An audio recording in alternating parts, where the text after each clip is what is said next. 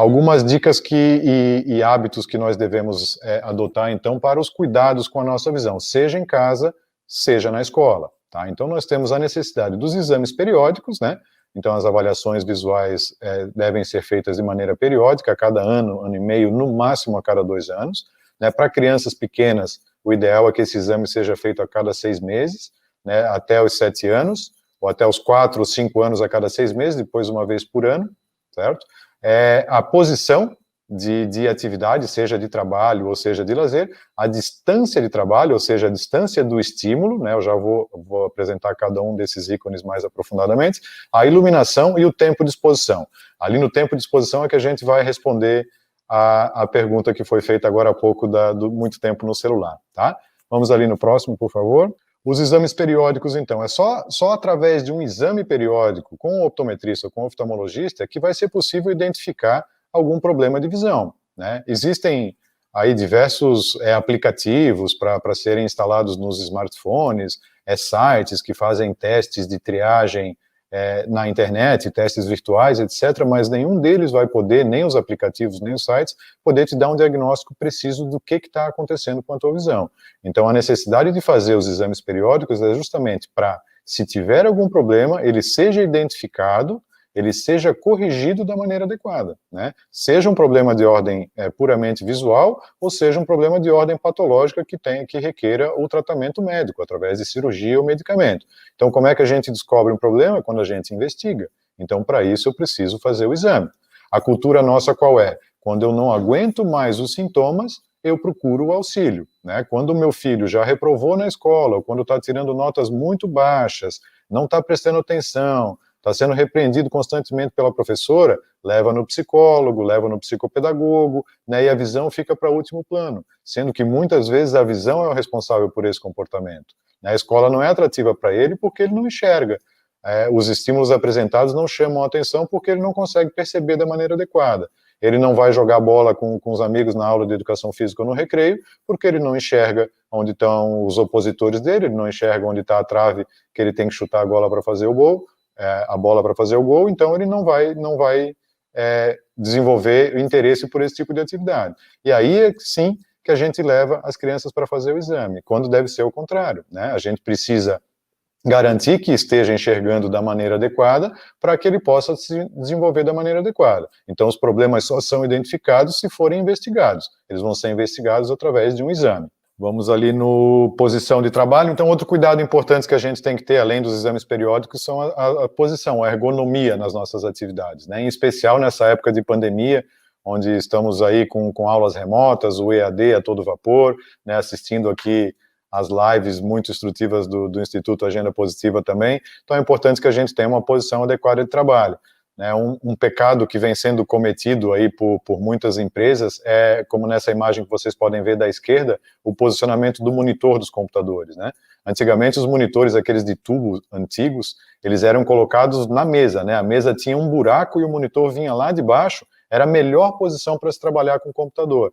Depois que vieram os monitores de LED, de LCD, eles foram colocados mais altos, na altura do olho, o que é pouco ergonômico e pouco confortável. Exige um esforço da musculatura muito maior quando o monitor está nessa distância e gera muito mais sintoma, muito mais dificuldade de enxergar.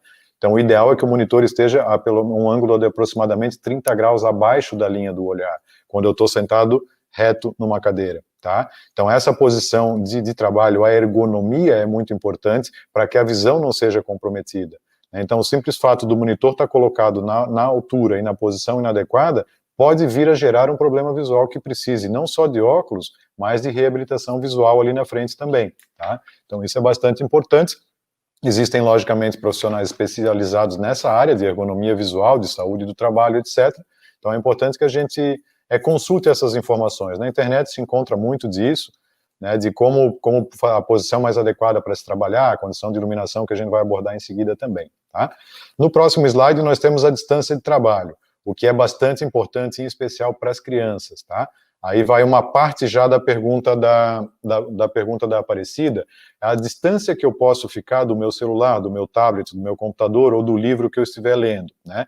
A gente tem a distância de Harmon, que é a distância dada, como na imagem está mostrando para vocês, do cotovelo até a parte de cima da minha mão. Então, essa distância de Armon é a distância correta para eu estar do objeto que eu estou observando, seja o meu celular, o meu tablet, o meu computador, um livro, um caderno, um jornal, uma revista, tá? Então, é a distância do antebraço, é a distância que eu devo manter, como nessa imagem, na fotografia da menina ilustra bem, ela se apoia, né, o queixo na mão, e ela está respeitando perfeitamente a distância de Armon para enxergar o estímulo, tá? Então, logicamente, quanto maior for o estímulo, mais distante eu devo ficar dele, né? Na tabelinha do lado direito, vocês têm ali, por exemplo, a que distância deve ficar um monitor de 15 polegadas, a no mínimo 60 centímetros, de 17 polegadas a 70 centímetros, um monitor de 22 polegadas, que vem sendo bastante utilizado nas empresas, ele tem que estar à distância de 90 centímetros dos olhos, né? Normalmente, essas distâncias não são respeitadas, e as pessoas que trabalham nessas condições errôneas são as que apresentam os sintomas depois, tá? Então, isso também tem bastante material a respeito de ergonomia, hábitos de higiene visual também. Então, seja qual for o estímulo, pelo menos a distância do antebraço, em especial para os celulares, tablets, né, e joguinhos eletrônicos que a molecada tem utilizado bastante, aí, né, crianças, jovens e adolescentes, né. No próximo slide a gente vê a questão da iluminação, né. Hoje a moda é o LED, né, tanto pelos decoradores, pelos arquitetos e até por questões de economia e eficiência, a gente tem utilizado bastante as lâmpadas de LED, que consomem menos energia, iluminam mais, né? Mas o que não se fala por aí é que essa luz emitida pelo LED, ela é bastante nociva para nossas estruturas oculares, para a nossa saúde visual e ocular. Então é bastante importante que essa iluminação no ambiente de estudo e de trabalho, ela não gere reflexo, né? Ela não tenha incidência direta sobre os olhos, para não provocar o fechamento de pupila e consequentemente, comprometimento da regulagem do foco da distância de trabalho, né?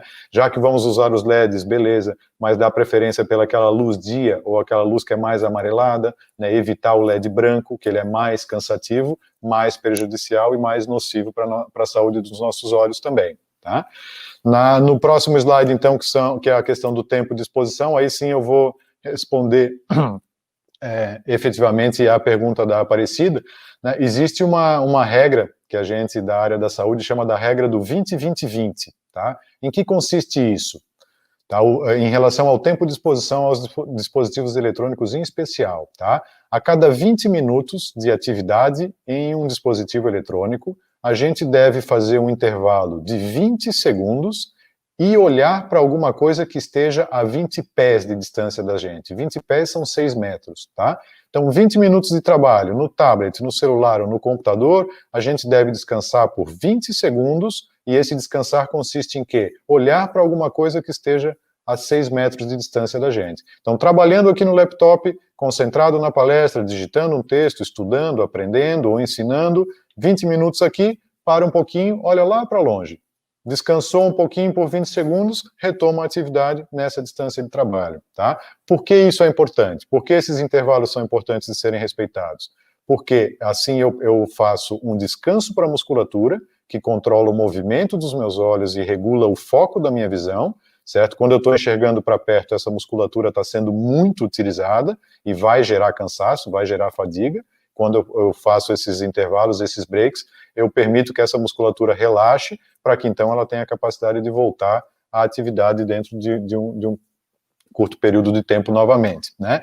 E a outra questão é a luz azul que é emitida pelo LED. Hoje os monitores dos celulares, dos tablets, dos computadores, das televisões, elas são aí 80%, vou chutar um valor aproximado, de luz de LED, certo? E como eu falei agora há pouco, essa luz de LED ela é bastante nociva, ela provoca o envelhecimento precoce das estruturas do olho, em especial das células da retina, que são células nervosas, certo? São neurônios. O neurônio, uma vez danificado, ele não pode ser consertado, arrumado ou tratado, né? Uma vez que esse neurônio foi comprometido, ele perde a sua função e ele não é substituído por outro novo, certo? Então é um dano irreversível, certo? E isso, infelizmente, é provocado pelo LED, pela luz de LED, mais especificamente pela frequência de luz azul emitida pelo LED, tá?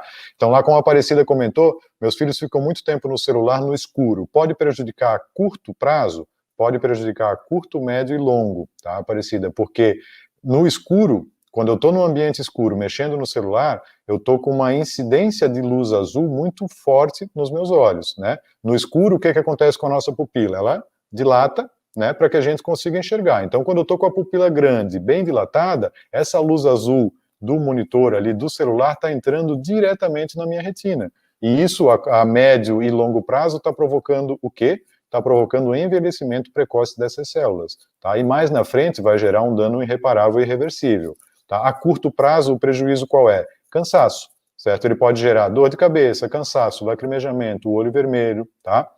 Além de que já é provado cientificamente que essa luz azul emitida pelo LED, ela altera o nosso ciclo circadiano. O ciclo circadiano é o nosso relógio biológico, né? O que controla as nossas funções. É o que nos diz a hora de dormir, é o que nos diz a hora de acordar, é o que nos diz a hora que a gente tem que se alimentar. Né? Então, a exposição prolongada a essa frequência de luz azul emitida pelo LED, ela compromete o nosso ciclo circadiano, perdão. Então, ele acaba ficando confuso, certo? E por que isso é prejudicial para a nossa saúde de modo geral? Porque a gente tem, no período da noite, que é o período feito para descansar efetivamente, né, uma produção maior de melatonina. A melatonina, que é um hormônio responsável por quê? Provocar a renovação das células, por fazer a modulação do estresse, ou seja, fazer com que eu consiga assimilar melhor as condições de estresse que estão sendo apresentadas, melhora a capacidade de fertilidade tanto para o homem quanto para a mulher, diminui os sintomas da menopausa nas mulheres e também queima a gordura corporal. Tá? Então já está comprovado hoje, vários estudos inclusive, mostrando que o uso excessivo de celular, de dispositivos eletrônicos antes de dormir, podem provocar até o aumento de peso, além de dificuldades de sono, certo? A pessoa não descansa porque não dorme bem, por isso tem um comportamento alterado no dia seguinte, a criança rende menos na escola, está mais irritadiça, por conta do uso excessivo das tecnologias. Então, o indicado o que é? 1 hora antes de dormir, que não se utilize mais o celular nem o computador, certo? E se for para utilizar, em qualquer horário da noite, com a luz acesa. Sempre distância, iluminação, tempo de exposição. São os fatores mais importantes que a gente tem que considerar. Então, a distância qual é? No mínimo, a distância do nosso antebraço, certo? 30, 40 centímetros mais ou menos. O tempo de exposição, 20 minutos, intervalo de 20 segundos, olhando alguma coisa que esteja a 20 pés ou 6 metros de distância. Condição de iluminação é luz acesa o tempo todo. Aquela espiadinha no celular antes de dormir com tudo apagado já não é saudável para os nossos olhos, tá? Pode e provoca um envelhecimento precoce de todas as estruturas. Envelhecimento esse que é irreversível. Pode gerar danos irreversíveis. Tá ok?